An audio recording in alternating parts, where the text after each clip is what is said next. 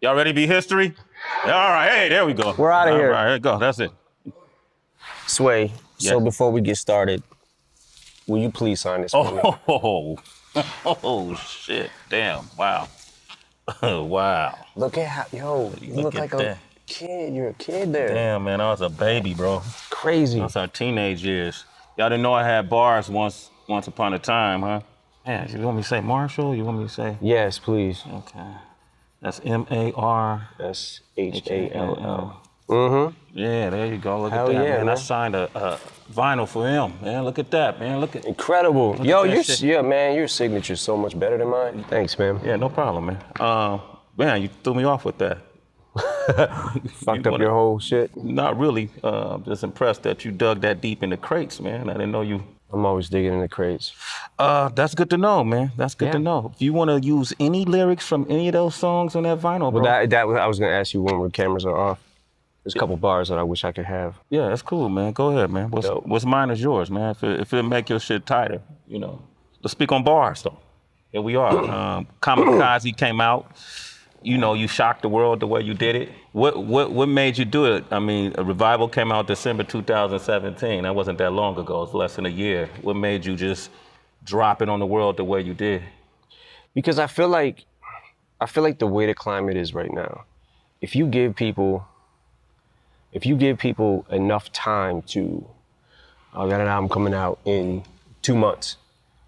You give people time to say, man, he better have a song like this or I ain't fucking with it. If he don't have a song like this, I ain't fucking with it. Yeah. He better not be rapping like this. He better not be rapping about this or I'm not gonna fuck with it. And when you go into an album, you can go into anything with the mindset of this is gonna suck. And then even if you kind of don't feel that way, you're already kind of formed your opinion in front of all your friends and you know what I'm saying? Like, so I feel like giving them no warning was the best thing to do just because it doesn't give people enough time to, you know, when the Revival track list came down the pipe. Yeah, I remember that. It was like, overwhelmingly, this shit is gonna be trash. Yeah. And that was before nobody really wanted to be wrong about it. Yeah. They had already formed, I'm not saying everybody, but a lot of people had already, formed their opinions. So. Yeah, that was interesting. Like Revival really ran through the ringer, so to speak, before it even got off the ground. But, you know, this is that day and age. You know, it's different now, right? Yeah. You know, how have you adjusted to that? Like before, which is what I find interesting about you, before you spent your whole career being critiqued and criticized by organizations like LGBTQ community or college campuses or police departments, you know, but hip hop always stood by you. So that was, that's where you found your refuge. But now it came from inside of hip hop. You know, how did that affect you?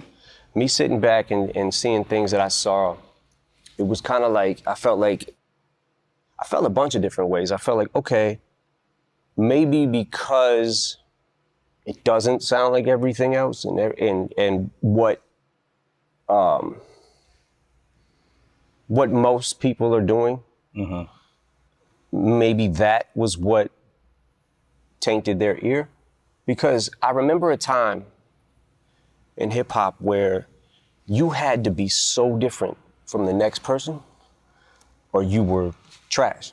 There's a shift somewhere that happened that if it doesn't sound like everything else, then it's trash automatically. Yeah.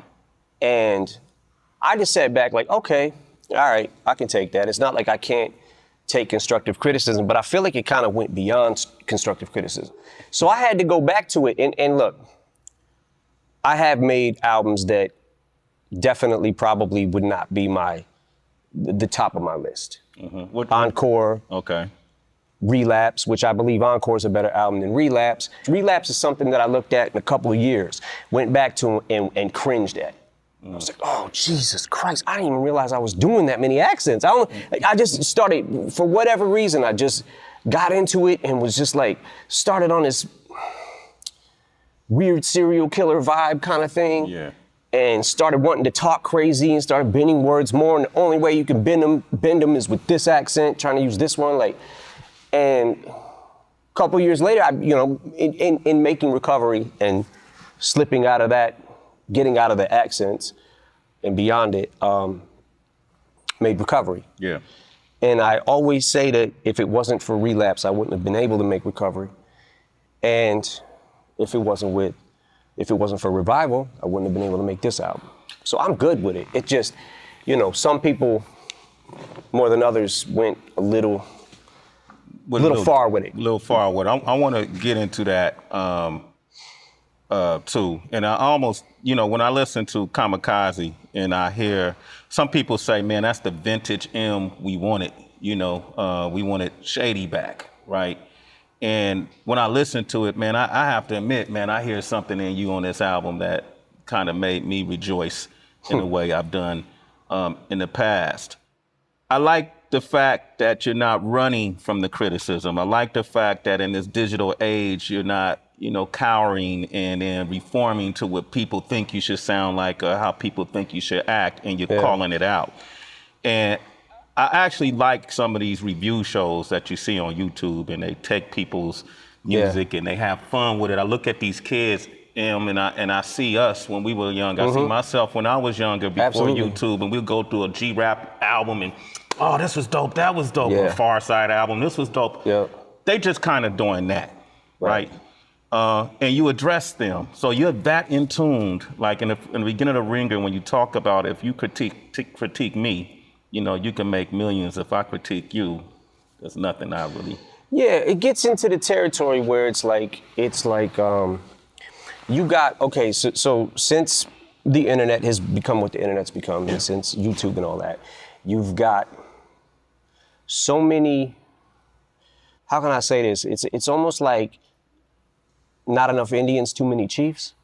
So it's like everybody on the internet, and in hip hop especially, it seems like either a rapper, a DJ, a writer, a producer, has something to do with it.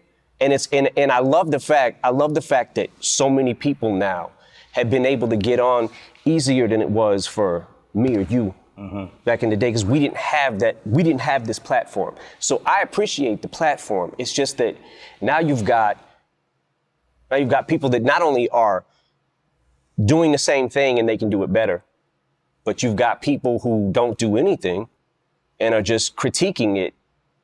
So I sat back and I'm like, okay, that's fine. People can talk crazy about me. That's fine. They should express themselves, and they have a right to. But I also get to say whatever the fuck I want about you now.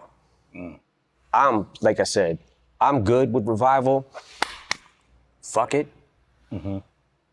Because I couldn't have made this album without that. Yeah. And there is something, I'm not gonna lie, there is something inside me that is a little more happy when I'm angry. It's like, as bad as it feels to be there, there's also something about it, there's a rush of it that I like, because it inspires me to say something back. So you get in that weird area too, where it's like, oh, he says he doesn't care about what anybody thinks about him, but now he cares about what everybody thinks about him. No, he's just saying he don't care. He'll say anything he wants about you if you say it about him, because he doesn't care. Like, there's so many different levels to not caring about shit. You know what I'm saying? But it was interesting. It was definitely interesting, because I'm like, how fucking off is my ear? Yeah. Jesus Christ. Like, and then it was interesting to watch the reaction of the Chloroseptic remix verse that I did. Yeah, with 2 Chainz, and you put that out in January, and you touched on, you guys formed your opinion just from a track. And that's where I was at. Yeah. At that point in time, that's definitely where I was at. But I watched people going, oh, why wasn't this on Revival? Honestly, what if I said it was on Revival? You won't know, because you didn't listen probably. Yeah. But I kind of felt like, okay, I guess this is what people might want. Because I'm always stuck in that, what the fuck do people want? Like you were saying, that the old M is back and he's too old to be the old M. He can't do, like, no matter what, when I zigged, I should have zagged. No matter what, you got half and half every fucking single time. You kind of say that. You allude to it in one of the songs where you said that you set the bar so high that, Yeah. at this point, everything's considered a failure. Like you're almost competing with yourself. Yeah. And you touch on it a lot in every song. Well, not every song, but majority of songs you touch on it, I appreciate. But I have to, like, the Joe Budden thing is really interesting because that, along with MGK, of course, is making a lot of noise out there. Mm-hmm. And it throws a lot of folks off. When Joe first started commenting, it was mixed reactions. Some people said it was disloyal. Some people said, man, he's entitled to his opinion. Mm-hmm. I would assume that obviously it got under your skin, considering the relationship you've had with him with Slaughterhouse. Yeah. How do you describe your relationship with Joe Budden? You went in on MGK. You guys had a discrepancy. You go down the fucking wormhole of YouTube and whatever, right? So I see Machine Gun Kelly talks about Eminem's daughter, whatever, right? So what the fuck? Click on it. Like, yo, why is he? Then he starts doing a press run, basically, about Haley. I'm like, what the fuck? Yo, my man better chill, right? So that's not why I dissed him. The reason I dissed him is actually a lot more petty than that. Now I'm in this fucking weird thing because I'm like, I gotta answer this motherfucker.